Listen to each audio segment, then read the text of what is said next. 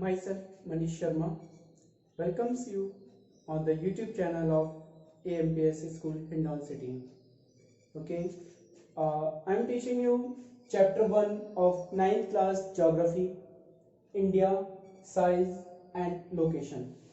Okay, तो इस chapter में हम इंडिया का जो साइज है, उसकी लोकेशन है, उसके जो नेबर्स हैं, ओके, इनके बारे में स्टडी करेंगे. ठीक है, तो मैं आपको बता दूं कि जब से हम इंडिपेंडेंट हुए हैं, हमारी जो लास्ट 7 डिकेड्स हैं, इन 7 डिकेड्स में हमने काफ़ी ज़्यादा प्रोग्रेस करी है. इंडिया हिस्टोरिकली एक एंशिएंट सिविलाइजेशन के तौर पे रहा है, one of the ancient civilisation of the world. हमने फ्रीडम के बाद economically, socially, technologically, culturally, scientifically काफी ज्यादा प्रोग्रेस अचीव की है और हम अपनी तरफ से वर्ल्ड की ग्रोथ में अदर कंट्रीज को भी सपोर्ट करते आए हैं. अभी फिलहाल में आपने एक एग्जांपल देखा होगा, कोविड-19 डिजीज के लिए जब दूसरे देशों के द्वारा हमसे हाइड्रोक्सीक्लोरोक्विन की टैबलेट्स की डिमांड की गई, तो इंडिया ने ह्यूमैनिटी के आधार पर वो टैबलेट्स, वो मेडिसिन जो है उन्हें प्रोवाइड कराई. ओके, ऐसी हमारी हमेशा से ही हिस्ट्री रही है. तो मैं आपको ज्योग्राफी पढ़ाऊंगा, बट ये बताना जरूरी भी था, क्लियर, कि हम जैसे जैसे टाइम ने प्रोग्रेस करी है, हमने भी प्रोग्रेस करी है, हम आगे आए हैं दूसरे कंट्रीज के कंपैरिजन में. ओके, तो स्टूडेंट्स, इंडिया की जो लोकेशन है वर्ल्ड मैप पे, जब हम उसकी लोकेशन देखते हैं तो इंडिया, मैंने आपको प्रीवियस क्लासेस में बताया कि इंडिया टोटली नॉर्दर्न हेमिस्फीयर में आता है. ओके, नॉर्दर्न हेमिस्फीयर के अंदर भी वो ईस्टर्न हेमिस्फीयर जो है वहां पर लाइन करता है. ओके, अगर हम लैटिट्यूड्स की बात करें, लॉन्गिट्यूड्स की बात करें, तो जो हमारे लैटिट्यूड्स हैं, ओके, हमारा 8 डिग्री 4 मिनट नॉर्थ से लेकर 37 डिग्री 6 मिनट नॉर्थ तक हमारा लैटिट्यूड है. ओके, और अगर लॉन्गिट्यूड की बात करें तो 68 degree 7 minute east to 97 degree 25 minute east हमारे ये लॉन्गिट्यूड है. फ्रेंड्स, मैंने आपको लैटिट्यूड लॉन्गिट्यूड के बारे में प्रीवियस क्लासेस में बताया है, फिर से मैं आपको रिपीट कर दूं इनके बारे में. लैटिट्यूड और लॉन्गिट्यूड, इनका हम यूज करते हैं किसी भी प्लेस की लोकेशन को फाइंड करने के लिए. ठीक है, आप एरोप्लेन उड़ा रहे हैं, उसके पायलट है, आपको कहा जाएगा कि भाई आपने प्लेन उतारना है, तो आप कैसे, आपको कहा कि हिंडौन में उतारना है, तो आप हिंडौन में कैसे उतारोगे? मैं आपको रिसेंट एग्जांपल देता हूं. अभी आपने देखा होगा 3 मई को, जब एयरफोर्स के जो फाइटर पायलट्स, फाइटर जेट जो थे और कार्गो जो उनके एरोप्लेन थे, ओके, उन्होंने कई जो हॉस्पिटल्स हैं, हेल्थ केयर वर्कर्स हैं, जिनको हम कोरोना वॉरियर्स के नाम से जानते हैं, उनके ऊपर फूलों की वर्षा की. अब उन लोगों को इतनी हाइट पे जाके कैसे पता कि नीचे लोग खड़े हैं, हमें उनके ऊपर बारिश करनी है फूलों की? इस चीज में उनकी हेल्प जो की वो उस जगह के लैटिट्यूड और लॉन्गिट्यूड ने की. उनको बताया गया, पायलट्स जो थे उनको, कि भाई आपको इस लैटिट्यूड और इस लॉन्गिट्यूड के ऊपर, ओके, इस लैटिट्यूड और इस लॉन्गिट्यूड के ऊपर यहाँ पर आपको जो फ्लावर्स हैं वो गिराने हैं. ठीक है, तो ये लैटिट्यूड और लॉन्गिट्यूड जो है ऊपर से हमें किसी भी प्लेस को आइडेंटिफाई करने में हेल्पफुल रहता है. ओके, ठीक है, तो आपको ये पता होना चाहिए कि हमारा लैटिट्यूड क्या है. ओके, मैं आपको जनरली नॉर्मली इस तरीके से बता दूं कि जो हमारा ये सदर्न में जो लैटिट्यूड आता है 8 डिग्री 4 मिनट नॉर्थ, और ये 37 डिग्री 6 मिनट नॉर्थ. ठीक है, और जो हमारा लॉन्गिट्यूड है गुजरात में जाके वो है 68 degree 7 minute east to Arunachal Pradesh में जाके 97 degree 35 minute east. Okay, clear है फ्रेंड्स? ओके, अब मैं आपको बता दूं कि जो हमारी टॉपिक ऑफ कैंसर है 23 डिग्री 30 मिनट नॉर्थ, ये हमारे कंट्री को नॉर्मली अप्रोक्सीमेटली 2 इक्वल पार्ट्स में डिवाइड कर देती है।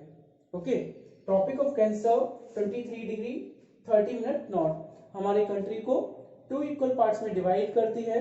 ओके, आपको ये बताना है ये tropic of cancer comment section में जाके सभी को, ठीक है, कितने राज्यों से पास होती है, कितने, ठीक है, साथ ही साथ आपको उनके नाम के 2 इनिशियल लेटर्स भी लिखने हैं, ठीक है। ओके, जो जितने भी स्टेट से ये पास होती है, ओके, जैसे एक एग्जांपल मैं आपको दे देता हूं कि ये गुजरात से पास होती है, तो आपको लिखना होगा GU। ओके, तो इस तरीके से आपको बताना है। क्लियर? ओके, अगर हम बात करें इसके अलावा हमारे जो आइलैंड्स हैं, ओके, आइलैंड्स की अगर हम बात करें, हमारे पास 2 आर्किपेलागो हैं। एक जो है बे ऑफ बंगाल में है, अंडमान एंड निकोबार आइलैंड, ठीक है, जो 2 पार्ट्स में अंडमान एंड निकोबार। ओके, और जो हमारा ग्रेट निकोबार है, हमारा जो सदर्न मोस्ट पॉइंट है स्टूडेंट्स,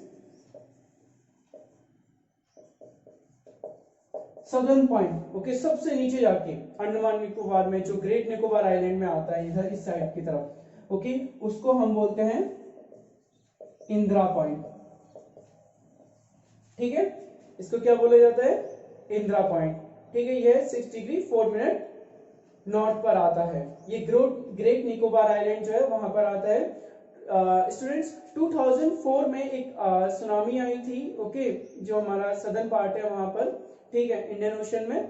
तो उस सुनामी के कारण ये इंदिरा पॉइंट जो है पूरी तरीके से सबमर्ज हो गया। अब आपने ये बताना है कि हमारा जो नॉर्दर्न पॉइंट है, मैंने आपको सदर्न बता दिया, नॉर्दर्न पॉइंट बताना है।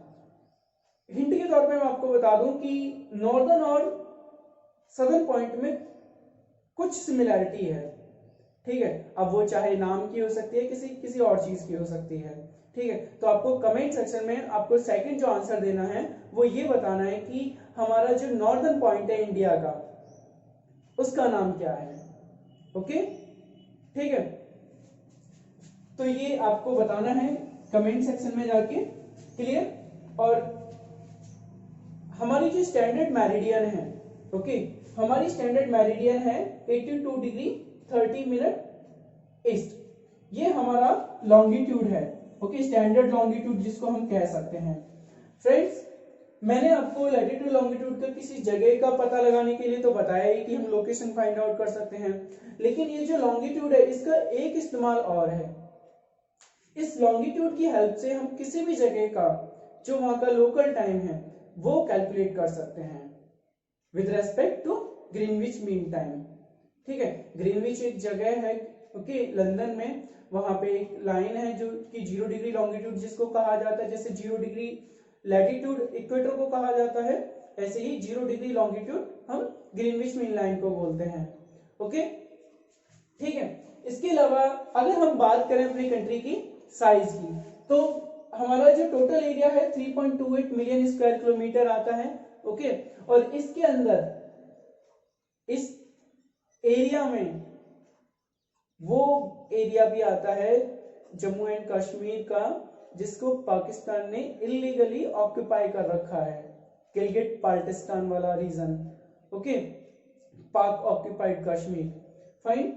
और हमारा जो टोटल एरिया है ये 2.4% ऑफ द वर्ल्ड एरिया आता है, ओके। और हमारी जो लैंड बाउंड्री है, ओके, अगर हम ओवरऑल अपनी लैंड बाउंड्री की बात करें, ओके, तो वो 15,200 किलोमीटर होती है।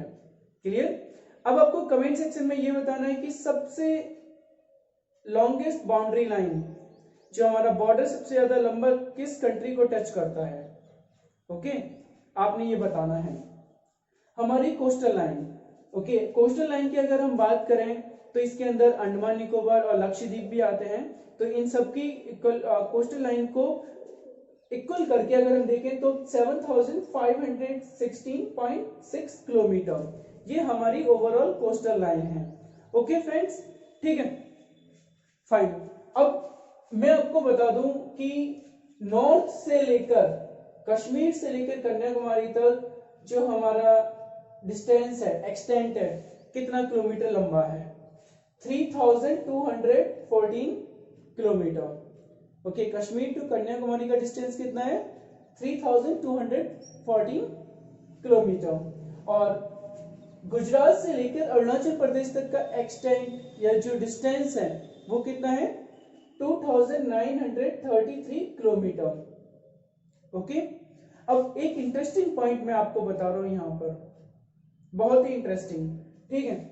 आप ये देखिए, ये 68 degree 7 minute east and this is 97 degree 25 minute east. Okay, approximately इसमें कितना डिग्री का डिफरेंस आएगा? 30 डिग्री का अप्रोक्सीमेटली डिफरेंस है। 1 degree equivalent to 4 minute. Okay, 1 degree equivalent होता है 4 मिनट के, तो 30 डिग्री इक्विवेलेंट कितना हुआ? 120 minutes. 120 minutes means 2 hours. Okay, तो स्टूडेंट्स अब यहां से आप ये समझना कि गुजरात और अरुणाचल प्रदेश के बीच में 2 घंटे का गैप है। मींस अगर अरुणाचल प्रदेश के अंदर 10 बज रहे होंगे सुबह के, ठीक है, तो गुजरात में 8 ही बज रहे होंगे। मींस अरुणाचल प्रदेश 2 घंटे आगे होगा, ओके, और गुजरात 2 घंटे पीछे होगा। क्लियर? ये हमने कैलकुलेट किसके आधार पर किया? लॉन्गिट्यूड्स के आधार पर। तो स्टूडेंट्स फिर तो हम ये कह सकते हैं कि जब 2 घंटे अरुणाचल आगे है और गुजरात पीछे, तो वहां का टाइम आगे होगा और गुजरात का पीछे होगा। ऐसे तो पूरे देश का टाइम खराब हो जाएगा। इस प्रॉब्लम का क्या सोल्यूशन होगा? हर जगह का अलग अलग टाइम होगा। अब मान लीजिए कि जैसे प्राइम मिनिस्टर जो हैं उनको पूरे कंट्री को एड्रेस करना हो 8 बजे, दिल्ली से कहा गया कि prime minister will address the whole country at 8 PM। तो 8 PM गुजरात में पता नहीं कब बज रहे हैं। जब गुजरात में 8 PM हो रहे हैं तो अरुणाचल प्रदेश में 10 PM हो रहे हैं। टाइम का तो कुछ पता ही नहीं चलेगा ना। तो पूरे देश के अंदर यूनिफॉर्म टाइम हो, उस चीज को इंश्योर करने के लिए एक स्टैंडर्ड मेरिडियन चुनी गई कि हमारे कंट्री की एक स्टैंडर्ड मेरिडियन होगी और जिसको हम देखेंगे और उससे हम डिसाइड कर देंगे कि पूरे देश का टाइम क्या होगा। तो वो स्टैंडर्ड मेरिडियन हमारी 82 डिग्री 30 मिनट ईस्ट है, जो कि इलाहाबाद, जिसका प्रेजेंट में नाम प्रयागराज है, प्रयागराज के पास एक जगह है नैनी, ओके, वहां से वो पास होती है और इसी से हम अपने कंट्री का स्टैंडर्ड टाइम जो है वो कैलकुलेट करते हैं। ओके फ्रेंड्स, ठीक है, ये सारा कुछ आपको क्लियर होना चाहिए, ठीक है। अब हम देखें इंडिया और वर्ल्ड के रेस्पेक्ट में अपने आप को। क्लियर? तो स्टूडेंट्स मैं आपको बता दूं कि इंडिया और वर्ल्ड, इंडिया की जो लोकेशन है एशिया के अंदर है। एशिया में इंडिया की सदर्न एशिया में लोकेशन है, ओके। हम इंडियन ओशन से जुड़े हुए हैं, ओके, और इंडियन ओशन जो है वो एक इंपॉर्टेंट रूट है, एक स्ट्रेटेजिक रूट है। स्ट्रेटेजिक कहने का मतलब कि हमारी कंट्री के लिए उसकी अहमियत काफी ज्यादा है, ओके। तो मैं आपको बता दूं,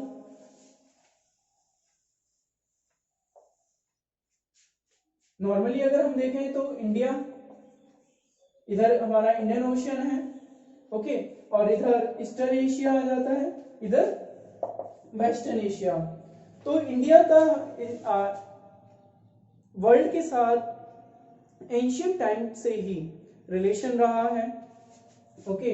हम इंडिया से स्पाइसेस, पीपल्स, ओके, रामायण की स्टोरीज, महाभारत स्टोरीज, पंचतंत्र की स्टोरीज, ये जो है इंडिया से वर्ल्ड के अदर पार्ट्स में जाती रही हैं। लोगों की जैसे जैसे लोग जाते थे तो अपने साथ वो सारी चीजें लेके आते थे। स्पाइसेस का ट्रेड होता था, ओके। आपने पढ़ा था कि मुस्लिम जो है, मुस्लिम कैलिको चेंज, ये जो फाइन क्लॉथ्स होते थे, ओके, कॉटन क्लॉथ्स होते थे, सिल्क क्लॉथ होते थे, ये इंडिया से दूसरे देशों में जाते थे, वेस्टर्न एशियन कंट्रीज में जाते थे, ओके। जो यूरोपियन कंट्रीज हैं, ग्रीक, वहां पे जाते थे और वहां से जब वो लोग वापस आते थे तो वहां से वो भी उनकी चीजें लेके आते थे। जैसे हम देखते हैं ग्रीक कल्चर हम देखते हैं, ओके, वेस्टर्न एशियन कल्चर भी देखते हैं। तो ये एक्सचेंज ऑफ कल्चर्स जो है वो हमेशा से ही होता रहा है। ओके, अब स्टूडेंट्स मैं आपको बता दूं कि इंडियन ओशन अकेला ऐसा ओशन है जिसका नाम एक कंट्री के नाम पर है, हिंद महासागर, हिंदुस्तान के नाम पर, इंडियन ओशन इंडिया के नाम पर। ऐसा क्यों है इसको समझिए आप, ठीक है। एक तो इंडिया की जो पोजीशन है सदर्न एशिया में, साउथ में जाके है, ठीक है। इंडियन ओशन एक स्ट्रेटेजिक रूट है। इस रूट के जरिए ईस्टर्न एशिया से लोग आते रहे हैं इंडिया में, इंडिया से ईस्टर्न एशिया जाते रहे हैं, इंडिया से वेस्टर्न एशिया में लोग जाते रहे हैं, वेस्टर्न एशिया से इंडिया में लोग आते रहे हैं, और ट्रेड करने के काम आता था। जो थिंग्स हैं, आइटम्स हैं, कमोडिटीज हैं, उनके एक्सचेंज में काम आता रहा है, कल्चरल एक्सचेंजेस में काम आता रहा है, ठीक है। तो इस ओशन की जो आइडेंटिफिकेशन है वो इंडिया के नाम से है। ओके, अब समझ में आया आपको कि इंडियन ओशन का नाम इंडिया के नाम से क्यों है। Clear friends? ओके, मैं आपको इंडिया के जो नेबरिंग कंट्रीज हैं उनके बारे में बता दूं। ओके,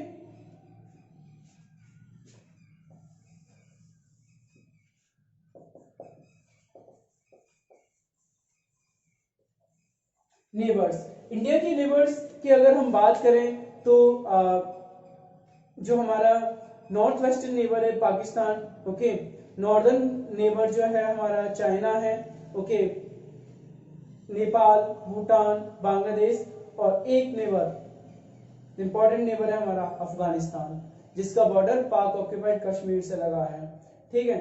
ओके, इंडिया के नीचे श्रीलंका है।